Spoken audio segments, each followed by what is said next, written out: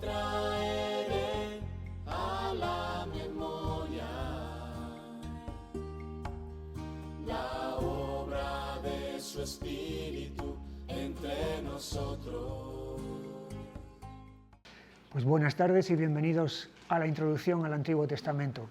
Estamos con el libro del profeta Amós y la semana pasada estuvimos viendo los capítulos 3, 4, 5 y 6.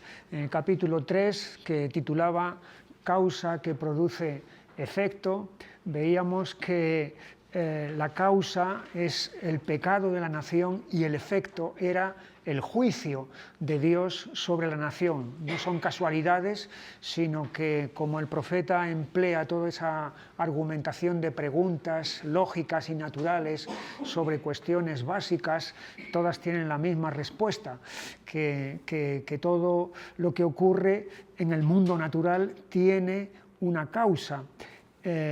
Y lo mismo también ocurre en el mundo moral y espiritual, que cuando hay pecado, entonces eso tiene una consecuencia que es la muerte, es el juicio, la ira de Dios. Luego, en el capítulo 4, lo titulaba Calamidades sin cambio, calamidades porque están sucediendo una serie de sucesos calamitosos en la nación, hambre, sequía, plaga, peste, guerra, incluso hay uno que no se describe, pero que es muy imponente, y a pesar de todo ese correctivo que Dios está mandando, no hay ninguna reacción. Cada vez lo que Dios dice es: y no os volvisteis a mí. Vino el hambre y no os volvisteis a mí, sequía y no os volvisteis a mí, plaga de langostas y no os volvisteis a mí, etcétera, etcétera. Es decir, son calamidades que están destinadas para que reaccionen, despierten y cambien, pero no se produce ese cambio. Luego veíamos en el capítulo 5 cómo Dios, en medio de toda esa situación que parece inamovible, incambiable, provee el remedio, y el remedio está en 3 palabras, que es buscadme y viviréis. Buscadme y viviréis. Es un mandato, buscadme, y una promesa que es viviréis. La puede entender un niño, la puede entender cualquiera, incluso que no tenga muchas luces. Es muy sencilla, es muy profunda, pero eso es lo que Dios está proponiendo a la nación para salir del estado en el que se encuentra. Luego veíamos en el capítulo 6, titulado Complacencia suicida, una complacencia en ellos mismos. Hay un materialismo dominante. La gente, especialmente los de las clases más altas, los de las clases más elevadas, viven para ellos mismos, viven para el placer, y no piensan en otra cosa más que en eso. La vida consiste en eso, en pasarlo bien. Entonces es una complacencia, pero suicida, porque como consecuencia de eso Dios anuncia que va a venir el cautiverio. El cautiverio es la pérdida de todo, no solamente la pérdida del lujo, no solamente la pérdida de las cosas, vamos a decir, más excelentes, pero luego quedan las cosas básicas, por lo menos. Pero no, con el cautiverio lo que ocurre es que se pierde lo excelente y se pierde también lo esencial y lo básico, hasta la libertad, se pierde la tierra, todas las cosas. Y ahora es cuando vamos a empezar entonces en este capítulo 7, que he titulado Intercesor rechazado. Leemos capítulo 7, versículo 1. Así me ha mostrado Jehová el Señor: he aquí, él criaba langostas cuando comenzaba a crecer el heno tardío. He aquí, era el heno tardío después de las siegas del rey. Y aconteció que cuando acabó de comer la hierba de la tierra, yo dije: Señor Jehová, perdona ahora, ¿quién levantará a Jacob? Porque es pequeño. Aquí tenemos entonces este anuncio de que Dios va a enviar también otra vez una plaga de langostas que va a devorar todo lo que tiene que ver con el sustento, todo lo que tiene que ver con el alimento.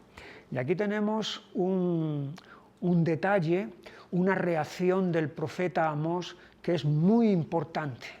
Y la reacción del profeta Amós es la de ponerse como intercesor ante Dios a favor del reino de Israel, del reino del norte.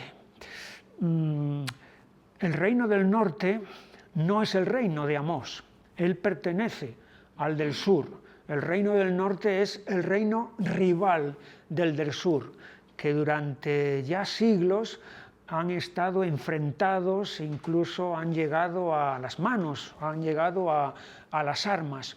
Por lo tanto, entre los dos reinos hay una hostilidad mutua. Y podríamos pensar, como Amós pertenece al reino del sur, que va a tener la misma hostilidad hacia el reino del norte que la que tienen sus paisanos. Pero sin embargo, lejos de eso, lo que Amós va a hacer aquí es interponerse ante Dios a favor del reino del norte. En ese sentido, él va a seguir lo que hizo el profeta Jeremías. Nos acordamos de Jeremías, de que él fue un gran intercesor. Él sufrió mucho de parte de su pueblo. Lo persiguieron, lo rechazaron, lo encarcelaron, le hicieron la vida imposible. A pesar de todo eso, sin embargo, Jeremías una y otra vez intercedió a favor de su pueblo.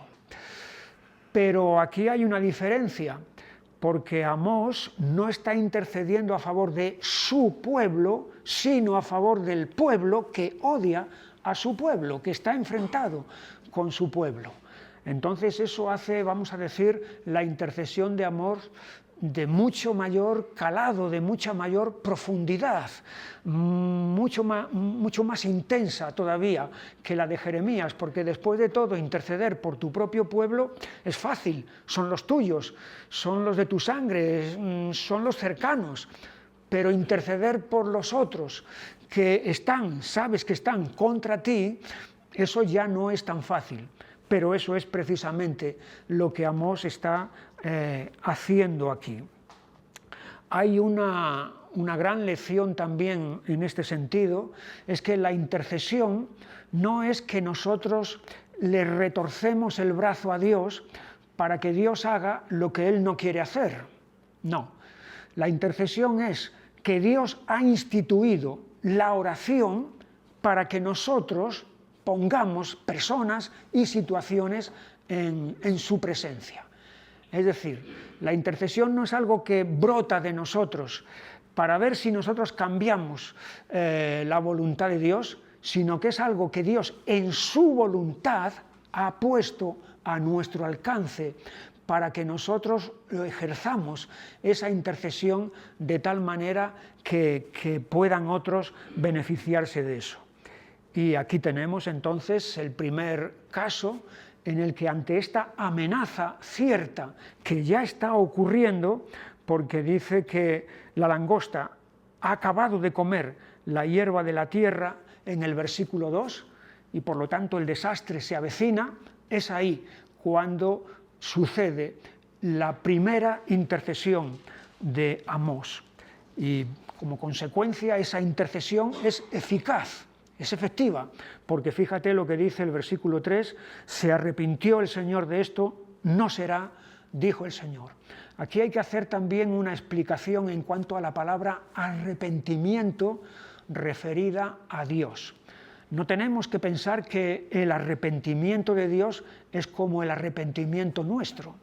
El arrepentimiento nuestro es cuando caemos en la cuenta de que hemos obrado mal y entonces nos duele porque hemos ofendido a Dios y tenemos que cambiar de conducta para a partir de ese momento agradar a Dios. Eso es el arrepentimiento, es darnos cuenta de nuestra culpa y de nuestro pecado. Pero evidentemente el arrepentimiento de Dios no consiste en eso. No es que Dios dice, es que he hecho mal, he cometido un delito y entonces me arrepiento y voy a cambiar de actitud. No, no podemos imaginar en ninguna manera eso. De hecho, cuando se emplea la palabra arrepentimiento, aunque se ha traducido así para Dios, esa palabra literalmente lo que significa es que Dios se duele. A Dios le pesa lo que va a pasar, lo que va a ocurrir, el sufrimiento que la gente va a tener.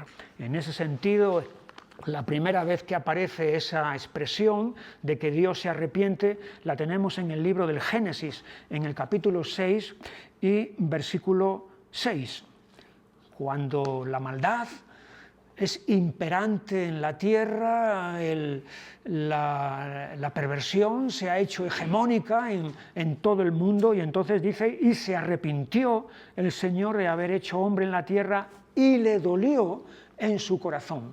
Es decir, se arrepintió el Señor, es eso, de que le pesó a ver que las cosas hubieran llegado hasta este punto, le duele, sufre por todo lo que está ocurriendo. Y en ese sentido, cuando aquí se emplea en Amós 7:3, se arrepintió el Señor de esto, es lo mismo, va en esa dirección de que a Dios le pesa, a Dios le duele ver las consecuencias que van a ocurrir. Primera intercesión de Amós. Segunda intercesión la tenemos en el versículo 4, Jehová el Señor me mostró así, he aquí Jehová el Señor llamaba para juzgar con fuego y consumió un gran abismo y consumió una parte de la tierra. Es el segundo juicio, langostas y ahora el fuego. Y otra vez Amós vuelve a ponerse ante Dios a favor del reino de Israel. Dije, Señor Jehová, cesa ahora, ¿quién levantará a Jacob? Porque es pequeño. Fíjate además el argumento que Amós está empleando aquí. ¿Quién levantará a Jacob porque es pequeño? Es lo mismo que también dijo en el caso anterior, en la intercesión anterior. Y está empleando aquí el nombre de Jacob. ¿Quién levantará a Jacob? No dice quién levantará a Israel, porque Israel es un nombre que indica poderío, indica potencia. Israel significa Dios lucha. Dios lucha, pero el nombre Jacob no indica en ninguna manera ni poderío, ni potencia, ni nada parecido. De hecho, el nombre Jacob sabemos lo que significa, que es talón, calcañar, el talón. Así que talón no es un nombre grandioso, ni es un nombre magnífico, que a alguien se le llame talón no indica gran cosa, ¿verdad? Y el profeta está empleando precisamente este nombre, ¿quién levantará a Jacob? No, ¿quién levantará a Israel? Sino ¿quién levantará a Jacob? Porque es pequeño. Está apelando entonces a esta insignificancia de esta nación, de este reino.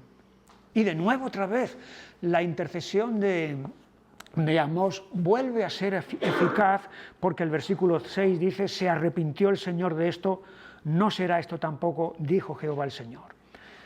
Y ahora es cuando viene ya la tercera ocasión. Sabemos que cuando Abraham estuvo intercediendo por Sodoma ante Dios, lo hizo en varias ocasiones.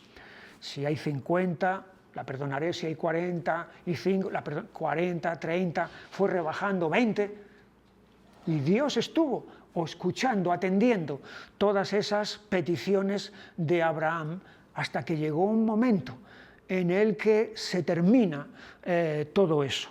Y aquí ocurre lo mismo. Versículo 7. Me enseñó así, he aquí el Señor estaba sobre un muro hecho a plomo y en su mano una plomada de albañil.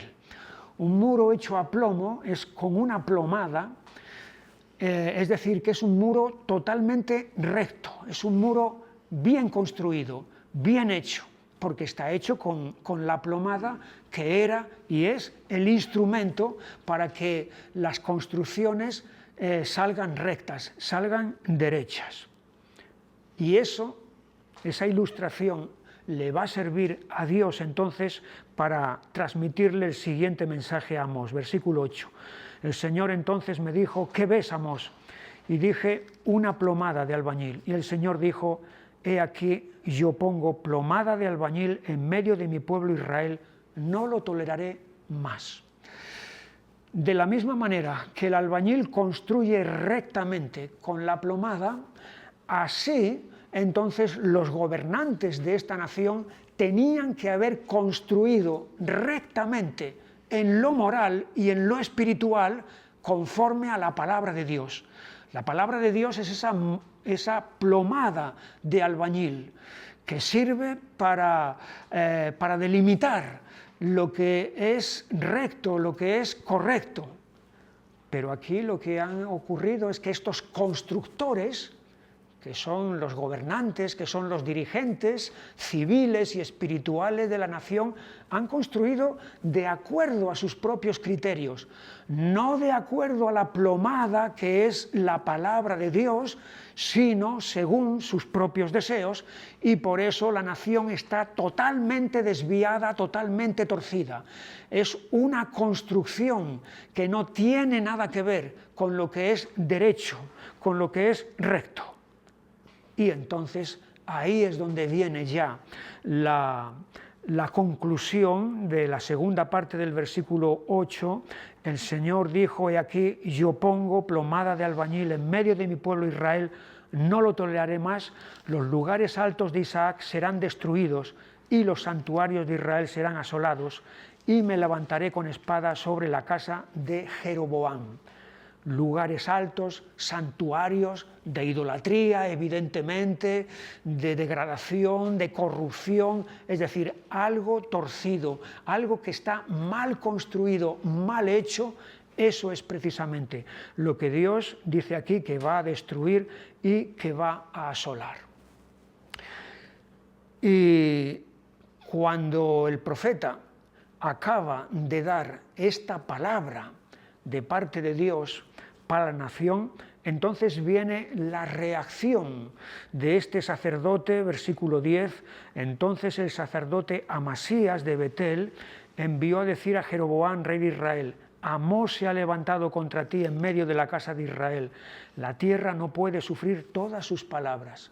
O sea, este sacerdote, este falso sacerdote, porque es un falso sacerdote, porque es un sacerdote de Betel, es decir, del santuario que el otro Jeroboam construyó para que la gente no tuviera que ir a adorar a Jerusalén. Entonces, y también él levantó sacerdotes que no eran del linaje de Aarón, no eran de los levitas, por lo tanto era un falso sacerdocio. Este falso sacerdote está aquí denunciando al profeta de Dios ante el rey. Y esto es algo que siempre ha ocurrido y que siempre va a ocurrir. Lo falso persigue a lo verdadero. Y no solamente es que va a denunciar al profeta ante el rey, sino que también se va a encarar con el propio profeta, versículo 11. Bueno, versículo 11 dice, porque así ha dicho Amós, Jeroboam morirá a espada, Israel será llevado de su tierra en cautiverio. Y ahora es cuando se encara con el propio profeta. Y Amasías dijo a Amós, vidente, vete, huye a tierra de Judá y come allá tu pan y profetiza allá, y no profetices más en Betel porque es santuario del rey y capital del reino. Fíjate, Amasías aquí está reconociendo que Amós es un vidente. Vidente es la palabra antigua para profeta. Son términos equivalentes. Y Amasías está reconociendo aquí que Amós es un profeta, pero está pensando que Amós es como él es. Amasías es un profesional de la religión, alguien que vive de la religión simplemente. Es como una carrera que ha hecho, de la misma manera que otros pueden ser carpinteros o pueden ser alfareros o pueden ser, bueno, pues yo tengo esta profesión, la de ser sacerdote, y este tiene la profesión de ser vidente, es decir, de ser profeta. Por lo tanto, vete a ejercer tu profesión a tu tierra, a tu reino.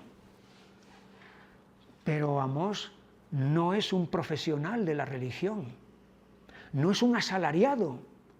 Amós es un siervo de Dios y está donde debe de estar, está en el sitio que tiene que estar porque allí es donde Dios le ha mandado. Y el mensaje que está dando es un mensaje que Dios le ha dado. Por lo tanto, Amós no es alguien que vive de la religión como su manera de sustento en la vida, igual que otros tienen otras cosas, otras profesiones, sino que Amós está haciendo lo que Dios le ha mandado. De hecho, la respuesta de Amós, el versículo 14, entonces respondió Amós y dijo a Amasías: no soy profeta, ni soy hijo de profeta. Y seguramente Amós, con estas palabras, lo que se está refiriendo es a lo que ocurría, por ejemplo, en el tiempo de Elías y Eliseo. En el tiempo de Elías y Eliseo estaban los hijos de los profetas. Era como una especie de escuela que habían formado grupos de jóvenes que aspiraban, que querían imitar a Elías y a Eliseo, y entonces eso eran las escuelas de profetas. Eran como una especie de, vamos a decir, para ponerlo en términos actuales, como de seminarios donde uno se preparaba para luego un día poder ejercer de eso. Pero Amós le dice: yo no soy profeta ni hijo de profeta, no tengo esto como profesión. Yo soy boyero, yo soy pastor de bueyes y recojo higos silvestres y de esa manera es mi mantenimiento, mi sostenimiento. El Señor me tomó de detrás del ganado y me dijo: ve y profetiza a mi pueblo Israel. De tal manera que Amós es profeta, no porque tenga una carrera, ni porque haya salido de un seminario con un título, sino porque tiene un llamamiento de parte de Dios, un llamamiento legítimo, con una misión que Dios le ha encomendado. Hay todo un mundo de diferencia entre lo que Amós es y lo que Amasías es y lo que Amasías está pensando que Amós es. El apóstol Pablo, en la carta primera de Timoteo, en el capítulo 6 y versículo 5, dice así: disputas necias de hombres corruptos de entendimiento y privados de la verdad, que toman la piedad como fuente de ganancia. Apártate de los tales. Toman la piedad como fuente de ganancia. La piedad es aquí el ejercicio del temor de Dios, es andar conforme a la voluntad de Dios. Y algunos, en el tiempo del apóstol Pablo, estaban utilizando todo eso para ganar, para obtener lucro y ventaja. Pero son, como dice, hombres corruptos de entendimiento y privados de la verdad. Exactamente lo mismo que el sacerdote Amasías. Hombre corrupto de entendimiento, privado de la verdad, que está denunciando al profeta ante las autoridades y también le está conminando a que se marche a su tierra. Y ahí es donde el profeta le da una palabra para este sacerdote. Versículo 16, ahora pues, oye palabra del Señor. Tú dices: no profetices contra Israel ni hables contra la casa de Isaac. Por tanto, así ha dicho el Señor: tu mujer será ramera en medio de la ciudad, y tus hijos y tus hijas caerán a espada, y tu tierra será repartida por suertes, y tú morirás en tierra inmunda, e Israel será llevado cautivo lejos de su tierra. Sí que hay una palabra aquí de sentencia que se está pronunciando contra el hombre que está no solamente oponiéndose a Amós, sino en última instancia oponiéndose a Dios mismo, que es quien está detrás de Amós. Así que un intercesor que está sinceramente y profundamente intercediendo a favor de esta nación, que es rechazado por el representante de esa nación. Intercesor rechazado. Pasamos al capítulo 8, lo he titulado Maduros para el juicio. Maduros para el juicio. Porque fíjate cómo empieza el capítulo. Versículo 1. Así me ha mostrado Jehová el Señor, he aquí un canastillo de fruta de verano. Y dijo, ¿qué ves, Amós? Y respondí, un canastillo de fruta de verano. Y me dijo el Señor, ha venido el fin sobre mi pueblo Israel, no lo toleraré más. Hay unas notas ahí que tenemos a pie de página con las palabras fruta y también fin, en el sentido de que suenan en la lengua hebrea, suenan muy parecido. Hay una concordancia entonces entre la fruta y el fin que se acerca. Y en este sentido, entonces, como la fruta de verano es una fruta muy perecedera, ¿verdad? Tú no la puedes almacenar mucho tiempo, no, se va a estropear enseguida. La fruta de verano hay que consumirla enseguida, porque enseguida se deteriora. Y en ese sentido, la nación, esta es como esa fruta de verano que se está deteriorando, que se está corrompiendo. Y por lo tanto es inservible, ya no sirve para nada. Y de ahí entonces que hay una pudrición, la nación está podrida, lo mismo que la fruta de verano se pudre inmediatamente, también esta nación ya está podrida. Y de hecho aquí tenemos en el versículo 4 al 6 la descripción de ese pudrimiento. Oíd esto los que explotáis a los menesterosos y arruináis a los pobres de la tierra, diciendo, ¿cuándo pasará el mes y venderemos el trigo y la semana y abriremos los graneros del pan y achicaremos la medida y subiremos el precio y falsearemos con engaño la balanza para comprar a los pobres por dinero y los necesitados por un par de zapatos y venderemos los desechos del trigo? Aquí está la pudrición moral de la nación, consistente en lo que ya hemos visto en otros capítulos anteriores, que es el abuso sobre los que son más débiles. Explotáis a los menesterosos y arruináis a los pobres de la tierra. Y luego está también la especulación económica. Vamos a mantener el trigo almacenado hasta que llegue el momento en el que haya más demanda de trigo, para de esa manera, entonces como hay más demanda, pues entonces podemos subir el precio, es decir, es todo un cálculo con tal de acaparar, con tal de ganar, a expensas del sufrimiento de la gente. Está el engaño también.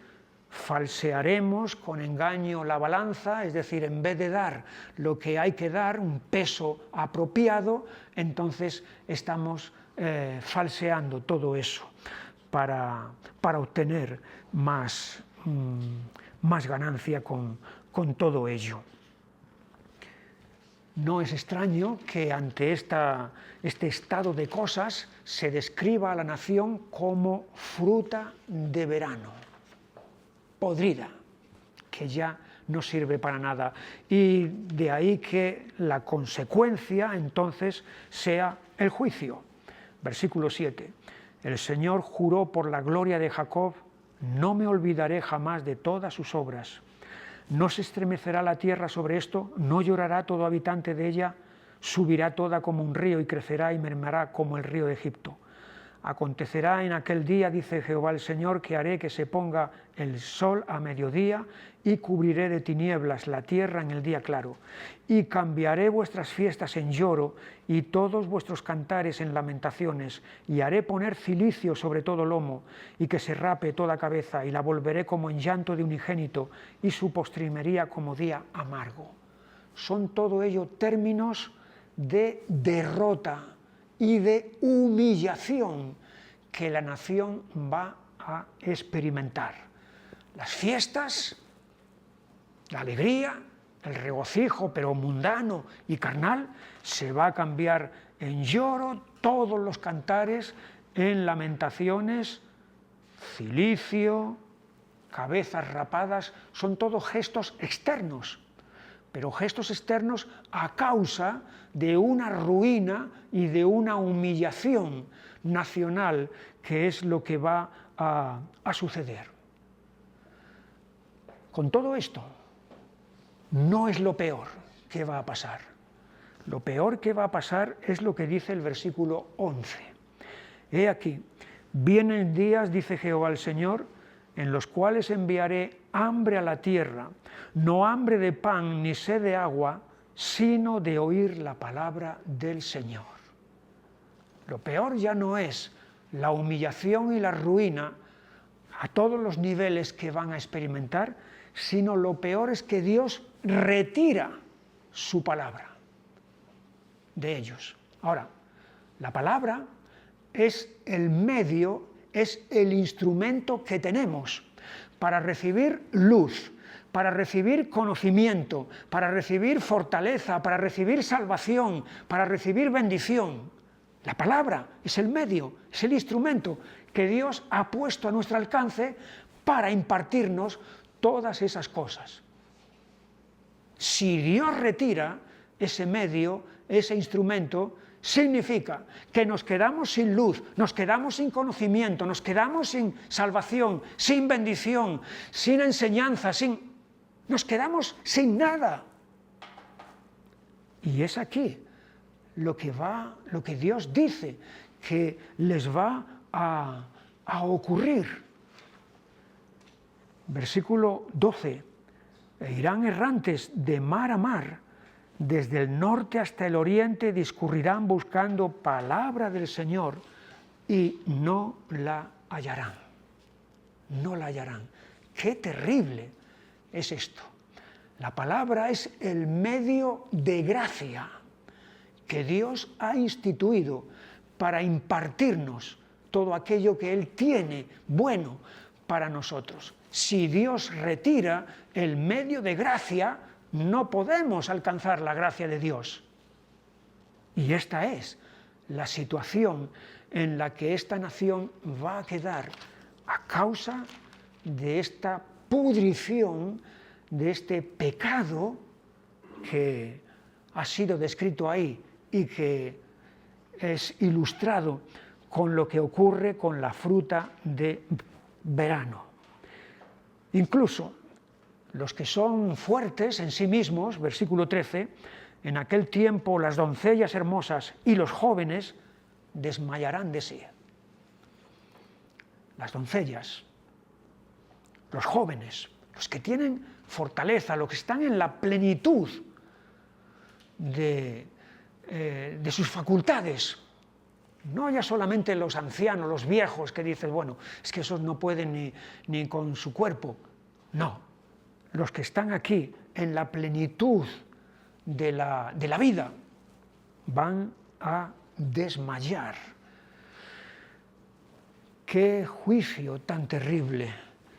Maduros, una nación madura para el juicio, preparada ya para ese juicio. Y ahora entramos en el último capítulo de Amós, capítulo 9, que lo he titulado Severidad y bondad de Dios. Tiene dos partes. En primer lugar, la severidad de Dios, la estamos viendo, pero fíjate cómo comienza el versículo 1. Vi al Señor que estaba sobre el altar y dijo, derriba el capitel y estremezcanse las puertas y hazlos pedazos sobre la cabeza de todos, y al postrero de ellos mataré a espada, no habrá de ellos quien huya ni quien escape.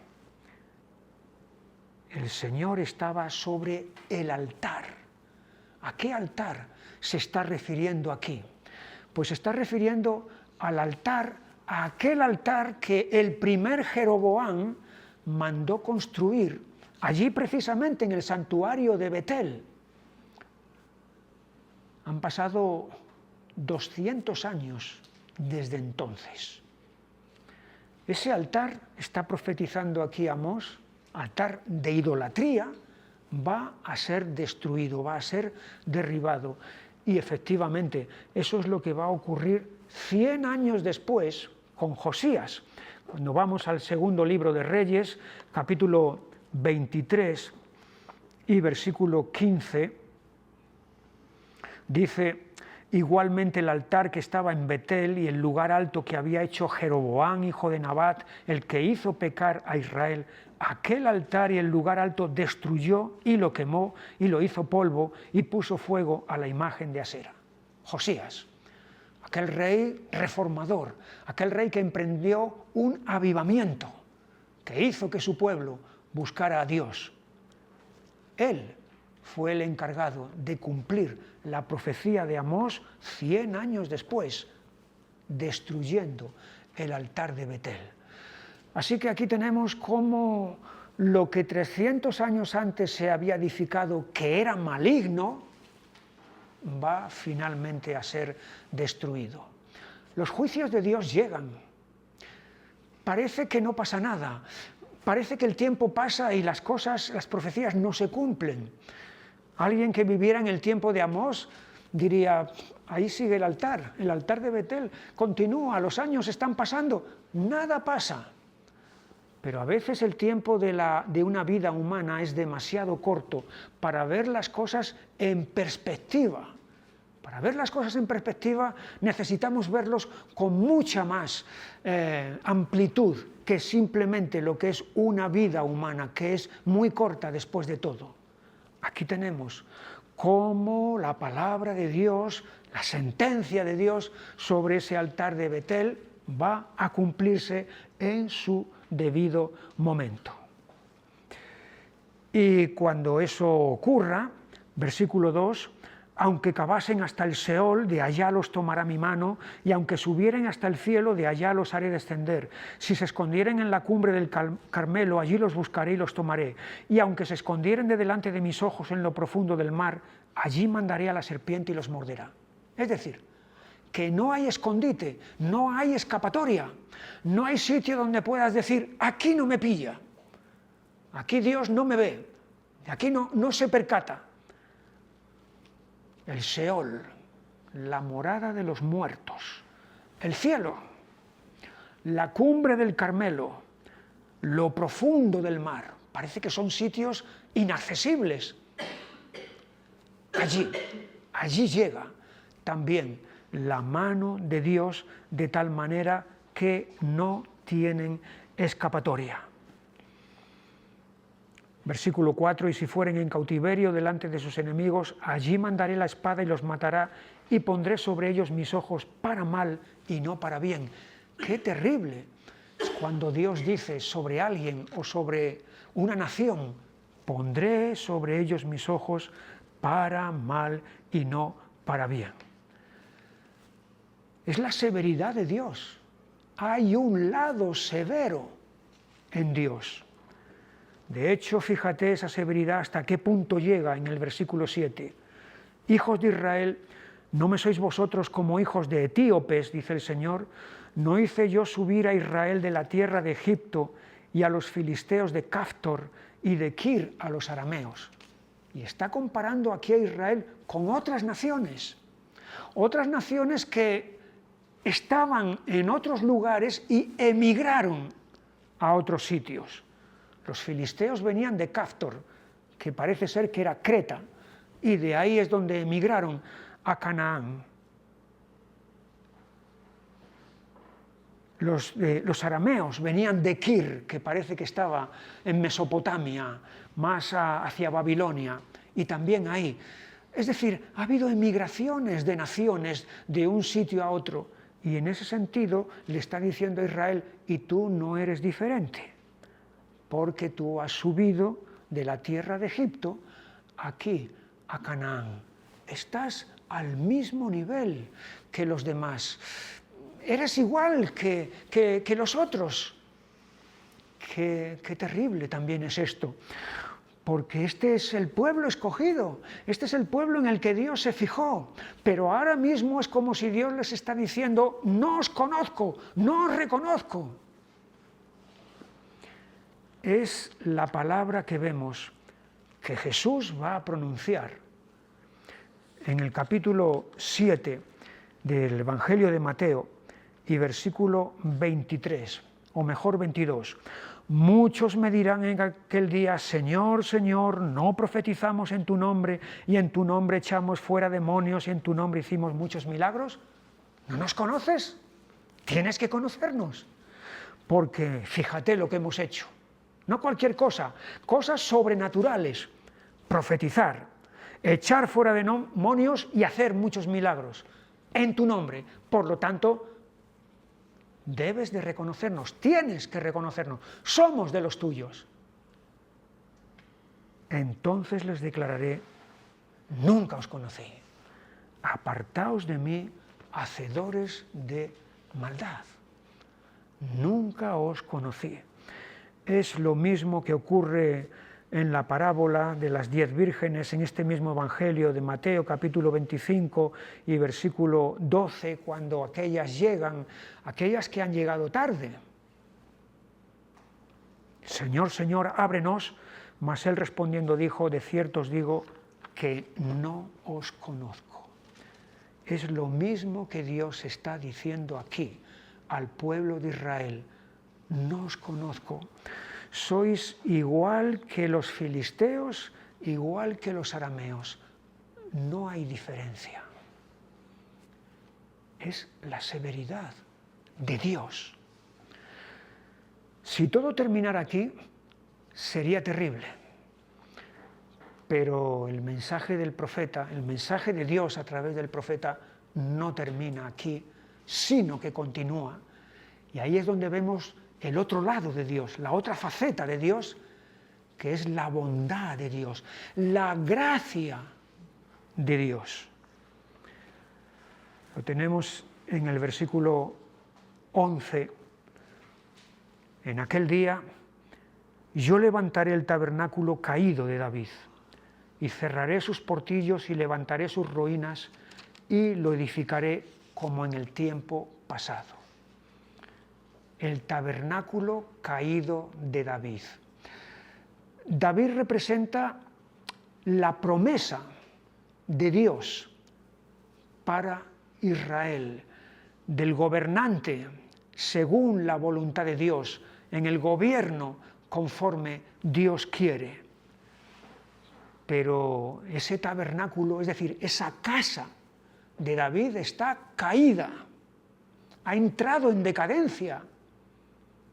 Ha habido de más a menos, hasta el punto que llegará un instante en el que con Sedequías, el último rey de Judá, descendiente de David, que fue llevado al cautiverio, cuando los judíos regresen de Babilonia, ya no habrá un rey que se siente otra vez en el trono de Judá. Habrá un gobernador que los caldeos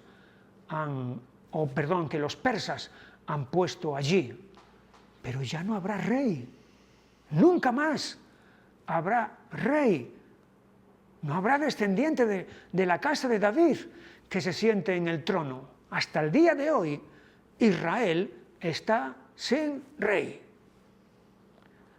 Pero aquí Amós está profetizando de parte de Dios: yo levantaré el tabernáculo caído de David.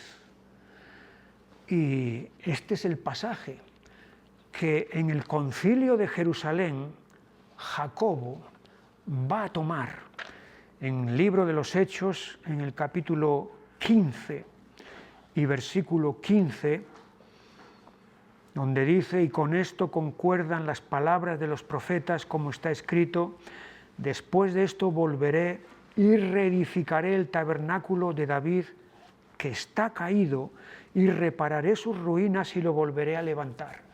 Y Jacobo está diciendo: esa profecía de Amós ya se ha cumplido.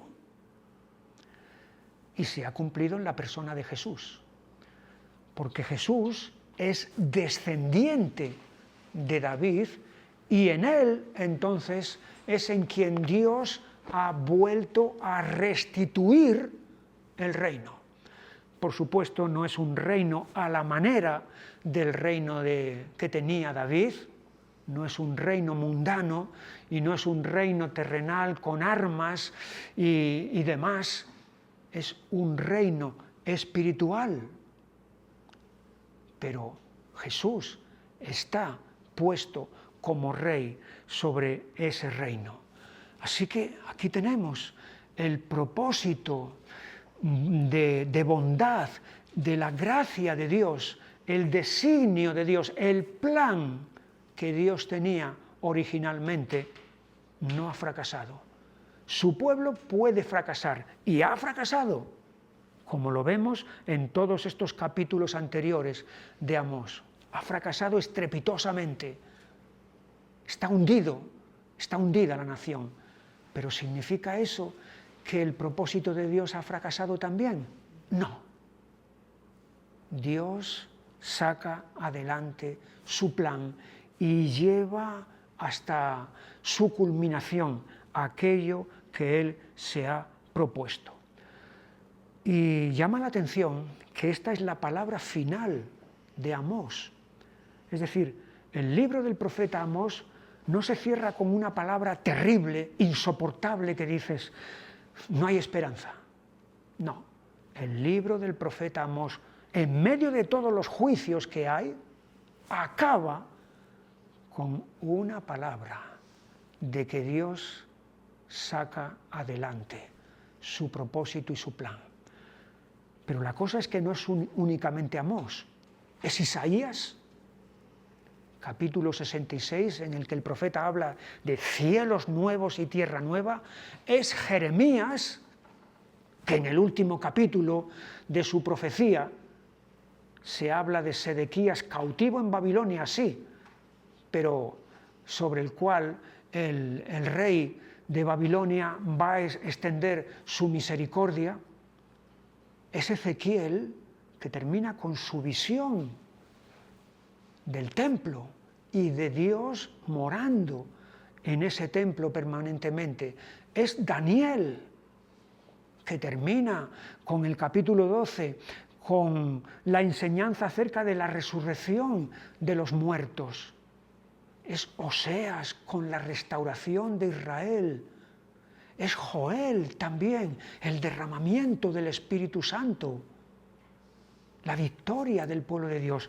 Así que vamos viendo profeta tras profeta que todos concuerdan, todos armonizan en ese sentido.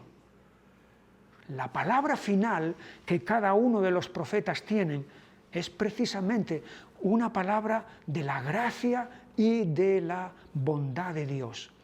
Así que lejos de pensar que los profetas son agoreros, gente que solamente ve lo negativo y que solamente predica desgracias y desastres y cosas terribles, es verdad que predican todo eso porque hay pecado por medio, pero eso no es lo último que ellos van a traer. Lo último que siempre traen es precisamente esta palabra de bendición y de ánimo. Tenemos aquí a Abdías. Nos da tiempo, porque Abdías es el libro más corto de todo el Antiguo Testamento. Es un capítulo, son 21 versículos, y entonces lo vamos a tocar ahora. Aunque sea el libro más corto, es pequeño, sin embargo eso no quiere decir que podemos decir, bueno, esto no tiene importancia, esto es insignificante. Este libro tiene el mismo valor, aunque tenga solamente 21 versículos, tiene el mismo valor que el más largo que podamos pensar, porque tiene el mismo autor.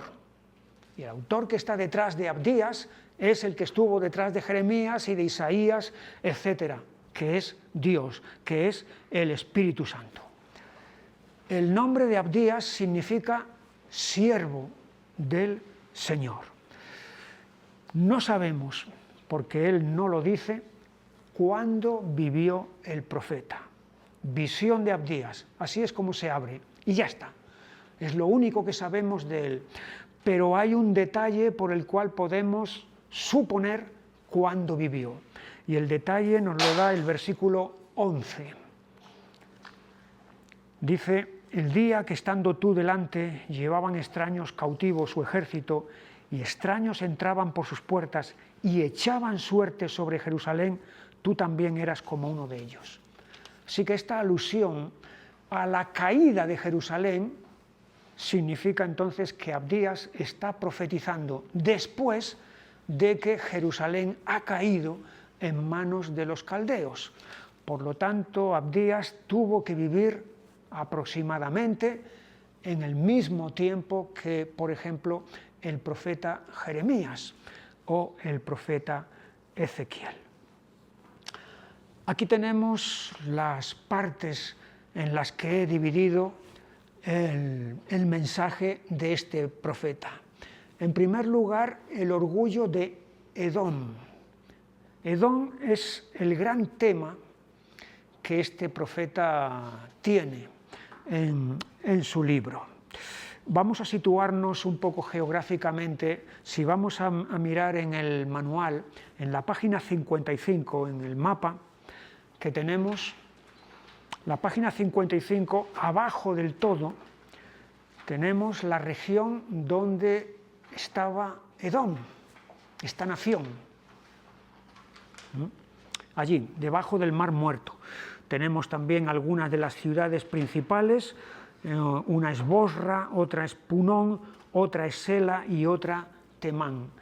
Sela era la principal ciudad. La palabra Sela significa roca, porque efectivamente esta ciudad, lo que destacaba de ella era la roca imponente, además era una planicie arriba, muy extensa y horizontal. No era una roca cónica, sino era una roca más bien de tipo rectangular. Sela, roca, es lo que siglos después se convertiría en Petra. Petra es el nombre griego de roca, Sela es el nombre hebreo de roca. Entonces, la famosa Petra que edificaron, que los nabateos excavaron sobre la roca y que hoy día es una de las atracciones turísticas mundiales, es precisamente esta ciudad de Sela que estamos viendo aquí. Ahí es donde está situado entonces la región de Edom. Edom es otro nombre para Esaú, el hermano gemelo o mellizo de Jacob. Se le llamó Edom, el apodo de Edom, porque Edom significa rojo, y Esaú le vendió la primogenitura a Jacob a cambio de un plato de lentejas de color rojizo, y a partir de ahí se llamó entonces el nombre Edom. Así que cuando estamos hablando de Edom, estamos hablando de los descendientes de Esaú, que se llamaron según ese apodo.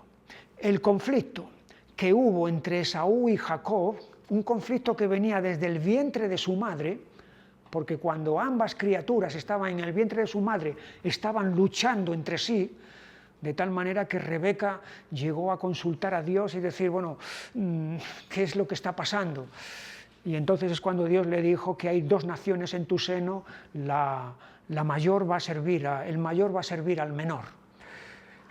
Y ese conflicto luego, después de nacer, se va a hacer todavía más enconado cuando Jacob engañe a su hermano y también a su padre y reciba la bendición que le correspondía a Esaú. A partir de ahí el odio de Esaú hacia Jacob se va a enconar hasta el punto de querer matarlo. Bueno, toda esa hostilidad entre esos hermanos se va a perpetuar en sus descendientes. De tal manera que a lo largo de la historia, con Saúl, con David, con Salomón, Edom va a estar sometido al reino de Israel. Pero luego, con otros reyes posteriores, va a haber una serie de fluctuaciones y de cambios. Unas veces va a estar sometido y otras veces Edom va a conseguir liberarse de ese sometimiento. En resumen, la historia de Israel y de Edom es una historia de hostilidad, de enfrentamiento. Y aquí es donde viene, en primer lugar, la primera cita en cuanto a Edom, lo que Dios tiene que reprocharle, el orgullo. Versículo 3. La soberbia de tu corazón te ha engañado, tú que moras en las hendiduras de las peñas, en tu altísima morada, que dices en tu corazón, ¿quién me derribará a tierra? Aquí está la alusión precisamente a Sela, a la gran roca donde ellos se consideran seguros, donde ellos se consideran invencibles, inexpugnables. No hay ningún ejército que pueda quitarnos de aquí, que pueda derribarnos de aquí. Eso es lo que provoca entonces el orgullo. Y cuando uno confía en sus propios recursos, pues entonces eso genera soberbia. Nadie me va a derribar. Y ahí es donde viene a continuación la sentencia contra Edom, versículo 4. Si te remontares como águila, y aunque entre las estrellas pusieres tu nido, de ahí te derribaré, dice el Señor. No te derribará otro, pero yo te voy a derribar. No importa que te llegues hasta esas alturas como las águilas o como las estrellas, de allí te voy a echar abajo. Versículo 5. Si ladrones vinieran a ti o robadores de noche, ¿cómo has sido destruido? ¿No hurtarían lo que les bastase? Si entraren a ti vendimiadores, ¿no dejarían algún rebusco? Sí, se van a conformar con algo y van a dejar otra cosa. Pero en tu caso no va a ser así, vas a ser saqueada, vas a ser asolada completamente, de tal manera que tus enemigos se van a apoderar totalmente de ti. Versículo 6, cómo fueron escudriñadas las cosas de Saúl, sus tesoros escondidos fueron buscados y encontrados, por más que han querido esconderlos. Además, todos aquellos que les ayudaban les han fallado. Versículo 7. Todos tus aliados te han engañado, hasta los confines te hicieron llegar. Los que estaban en paz contigo prevalecieron contra ti. Los que comían tu pan pusieron lazo debajo de ti. No hay en ello entendimiento. Es decir, ya no puedes confiar en los apoyos que hasta este momento has tenido. Las alianzas humanas han fallado. La proverbial sabiduría, porque Edom eran famosos por la sabiduría que tenían. También, versículo 8, no haré que perezcan en aquel día, dice el Señor, los sabios de Edom y la prudencia del monte de Saúl. En todas las naciones hay los expertos, los sabios, los que tienen conocimiento, los que son los asesores de los gobernantes. Los tenían en Babilonia, los tenían en Egipto, los tenían también en Edom y ellos estaban confiados en toda esa sabiduría de sus asesores, pero no les va a servir de nada. Igualmente, sus fuerzas militares también van a fracasar. Versículo 9. Y tus valientes, oh Temán, serán amedrentados, porque todo hombre será cortado del monte de Saúl por el estrago. Es la sentencia contra Edom por la soberbia de Edom. ¿Quién me derribará a tierra? Nadie. Ahí está. Entonces, esa sentencia de parte de Dios. Y a continuación viene la inhumanidad de Edom. O sea, la crueldad de Edom. Cómo se portaron hacia Jerusalén en el momento de la caída de Jerusalén. Ellos no fueron ajenos, ellos participaron en lo que los caldeos estaban haciendo, los de Edom participaron en todo ello. Versículo 10. Por la injuria a tu hermano Jacob te cubrirá vergüenza y serás cortado para siempre. El día que estando tú delante llevaban extraños cautivos su ejército y extraños, estos extraños son los caldeos, entraban por sus puertas y echaban suerte sobre Jerusalén, tú también eras como uno de ellos. Es decir, tú también te aliaste con ellos, ayudaste a los caldeos a hacer lo que ellos estaban haciendo. Pues no debiste tú haber estado mirando en el día de tu hermano, en el día de su infortunio. No debiste haberte alegrado de los hijos de Judá en el día en que se perdieron, ni debiste haberte jactado en el día de la angustia. Así que en el momento en el que Jerusalén está cayendo, está en el momento más duro de toda su existencia, estos, los de Edom, se están alegrando del mal que a Jerusalén le está ocurriendo.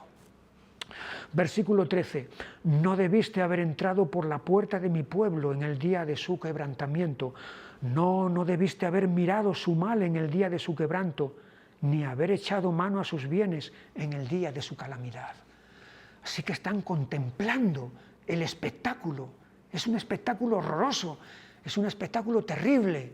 Asesinatos, violaciones, fuego, destrucción, y estos participando y también mirando todo eso que está pasando. Versículo 14, tampoco debiste haberte parado en las encrucijadas para matar a los que de ellos escapasen, ni debiste haber entregado a los que quedaban en el día de angustia. Así que, además de alegrarse, es que ellos, a los que están intentando escapar, es que no escape ni uno, van a matarlos y van a entregar a los que han quedado, van a entregar cautivos, evidentemente, a los caldeos. Aquí tenemos la inhumanidad de Edom, la crueldad que la está haciendo además hacia un pueblo que es hermano de sangre. Parece que es el triunfo del enemigo, ¿verdad? Parece que el enemigo es el que tiene la última palabra, pero la última palabra la tiene el Señor, es el día del Señor.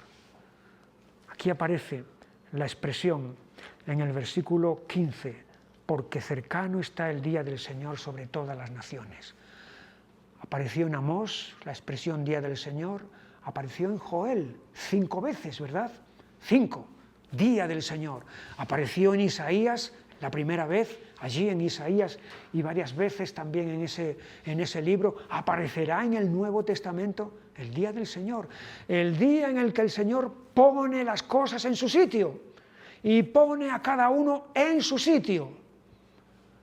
El día del hombre es el día en el que el hombre ha hecho lo que ha querido y ha puesto las cosas en el sitio que él ha querido. Pero el día del Señor es el día en el que Dios mismo interviene para poner las cosas en su sitio. Versículo 15, porque cercano está el día del Señor sobre todas las naciones, como tú hiciste, se hará contigo. Tu recompensa volverá sobre tu cabeza. Así que es un día de remuneración, de retribución sobre todas las naciones. Edom, por supuesto, también. Los caldeos, también. Y sobre todas las naciones. Versículo 16. De la manera que vosotros bebisteis en mi santo monte, beberán continuamente todas las naciones, beberán y engullirán y serán como si no hubieran sido. Así que no van a quedar impunes de todo lo que han hecho. Y a continuación, en este día del Señor es un día doble, tiene un aspecto doble. Es un día de juicio y es un día de salvación. Siempre es así. Joel era así, Isaías era así, también aquí en Abdías es así. Día de juicio y día de salvación. Versículo 17. Mas en el monte de Sión habrá un remanente que se salve y será santo, y la casa de Jacob recuperará sus posesiones. Es la salvación del pueblo de Dios. Fíjate la palabra que aquí se está diciendo, en el monte de Sión habrá un remanente que se salve y será santo. La salvación trae como consecuencia la santidad. Hay un texto en Apocalipsis que es paralelo a este, en el capítulo 14 y versículo 1. Después de esto miré, y he aquí el Cordero estaba en pie sobre el monte de Sión, y con él 144.000 que tenían el nombre de él y el de su Padre escrito en la frente. Así que allí, en el monte de Sión, el Cordero, el instrumento de salvación, ha hecho posible entonces que queden estos 144.000. Aquí el profeta Abdías nos está hablando que en el monte de Sión habrá un remanente que se salve, que escape de toda esta destrucción, y la casa de Jacob recuperará sus posesiones. Así que hay salvación y restauración para el pueblo de Dios. Hay la victoria del pueblo de Dios sobre sus enemigos. Versículo 18. La casa de Jacob será fuego, y la casa de José será llama, y la casa de Esaú estopa, y los quemarán y los consumirán. Ni aun resto quedará de la casa de Esaú, porque el Señor lo ha dicho.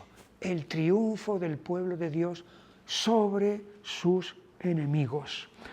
Y los del Negev poseerán el monte de Esaú, y los de la Sefela, a los filisteos, poseerán también los campos de Efraín y los campos de Samaria, y Benjamín a Galaad.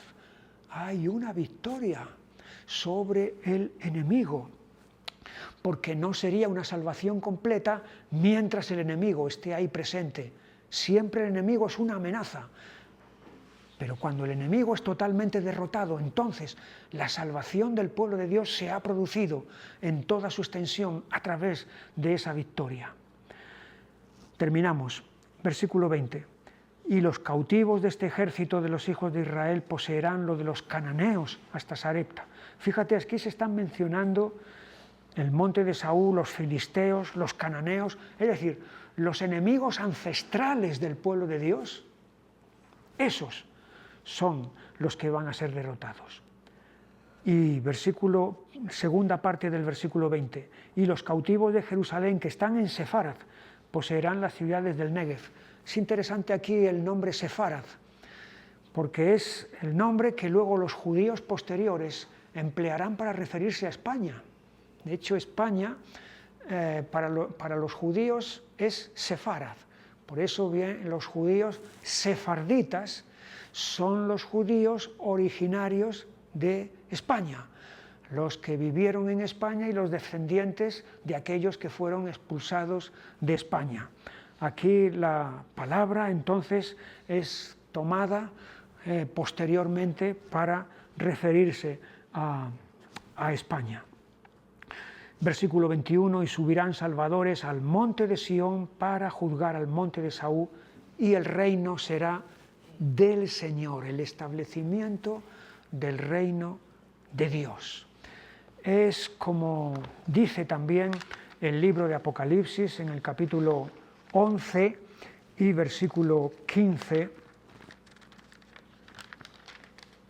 El séptimo ángel tocó la trompeta y hubo grandes voces en el cielo que decían: los reinos del mundo han venido a ser de nuestro Señor y de su Cristo, y Él reinará por los siglos de los siglos. Así que es el establecimiento definitivo y eterno del reino de Dios, y es lo que el profeta Abdías aquí está anunciando también.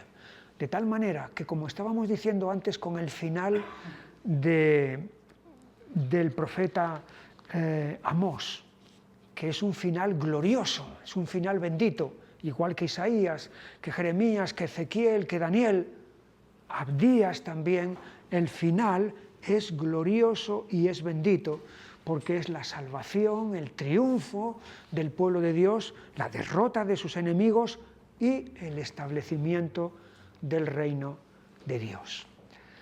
Aquí terminamos entonces con el profeta Abdías. La semana que viene, si Dios quiere, entramos en el profeta Jonás. Y lo que vamos a hacer es lo siguiente. Vamos a tocar Jonás y Nahum juntos. No están juntos. El orden es Jonás, Miqueas, Nahum. Pero vamos a romper ese orden y vamos a hacer Jonás y Nahum juntos. Porque Jonás y Nahum profetizan a la misma nación, a Nínive. Y por eso entonces es bueno considerarlos uno detrás de otro. Y luego ya volvemos a Miqueas. Así que el Señor os bendiga y hasta la semana que viene. Y vamos leyendo entonces Jonás y Nahum. Hasta entonces.